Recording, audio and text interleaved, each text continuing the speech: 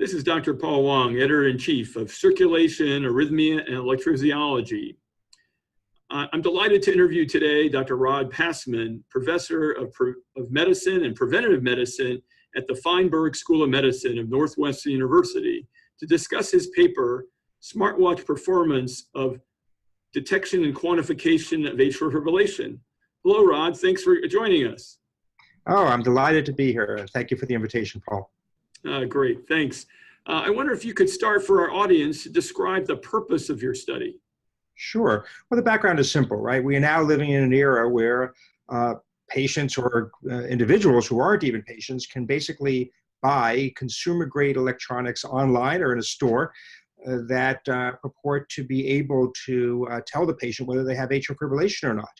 And while there have been smaller studies and FDA clearance of some of these devices, we really don't know how well they perform in the real-world setting against a gold standard. So what we wanted to do was compare the only FDA-cleared smartwatch at the time when we started this, the Cardioband, with an implantable cardiac monitor, in this case the Link device, to see how accurate these devices or wearable devices are for the detection of atrial fibrillation. So what we did was we had some entry criteria. These patients had to have a previously implanted loop recorder. They had to have episodes of atrial fibrillation on that loop recorder.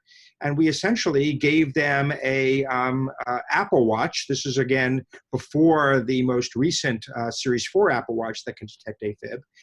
And we gave them a Cardioband sensor on the watch band itself, and we loaded it with something called Smart Rhythm, which the goal with which to assess the patient's heart rate variability, and level of activity, and alert that patient when there was discordance so that an EKG could be performed and tell the patient whether they're having AFib or not. And what we found was, I think, very interesting.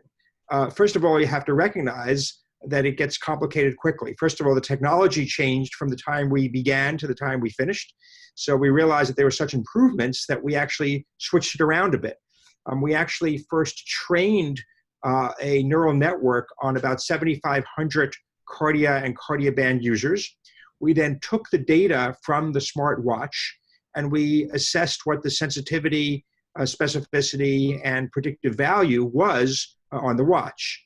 Now, there are some caveats, right? We only defined AFib as an episode lasting an hour or longer. And we did that for a few reasons. First of all, I think loop recorders tend to have a higher false positive rate once we're dealing with shorter episodes of AFib because of PACs and PVCs and sinus arrhythmia. And also for a wearable device, then I think too that we need to define AFib as something longer because the false positive rate is going to be high for shorter episodes of AFib. And what we found was that overall, with that definition of AFib, we had a sensitivity of about 97.5%. So of those 80 or so episodes where the patient was wearing the watch at the time that the episode occurred, about 98% of the time when the link said you had an episode of AFib lasting an hour or longer, so did your several $100 watch say you had atrial fibrillation. We also found that the overall patient sensitivity was about 84%, because as you know, patients don't wear their watches 24 hours a day. So we are going to miss some episodes of AFib that occur solely in the middle of the night. And whether you believe that a 3 or 4 hour episode of AFib is actionable is another discussion altogether. We also found that when you look at the duration of atrial fibrillation that we detected on the watch and compare that to the duration of AFib on the link, again, when the patient was wearing both, that the correlation was about 98%. So the duration of AFib was really quite reliable on the watch itself.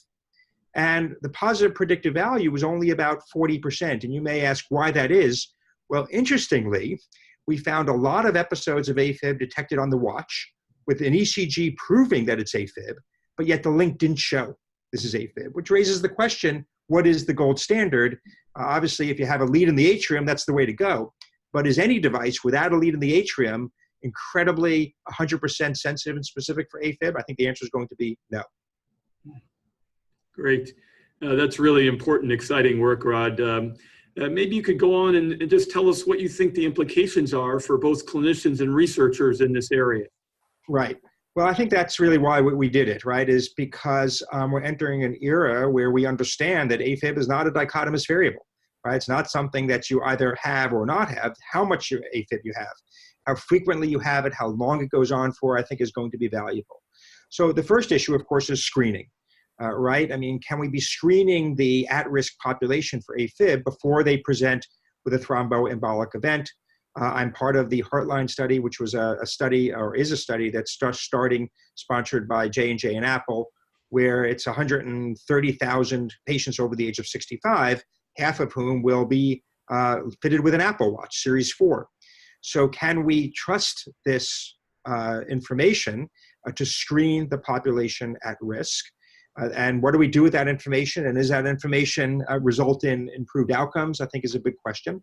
And then, of course, can you and I and other electrophysiologists use wearable devices to look for atrial fibrillation, to correlate AFib with symptoms, to look at the success rate of the interventions, and to use that information to guide therapy, including anticoagulation therapy, as we're trying to do in a study that is currently in the works. So, will this replace the implantable cardiac monitor? That's not a question you asked, but I will pose that. I think that it depends how much AFib you care about. If this is a cryptogenic stroke patient and you believe that 10 minutes of AFib in the middle of the night will cause you to change therapy, then continuous 24/7 long-term monitoring is the only way to go.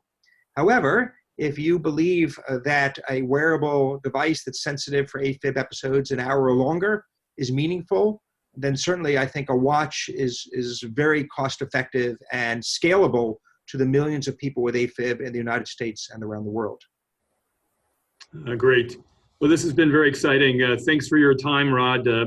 This has been Dr. Paul Wang, Editor-in-Chief, Circulation, Arrhythmia, and Electrophysiology, with Dr. Rod Passman of Northwestern University, discussing detection and quantification of atrial fibrillation using a smartwatch. Thank you.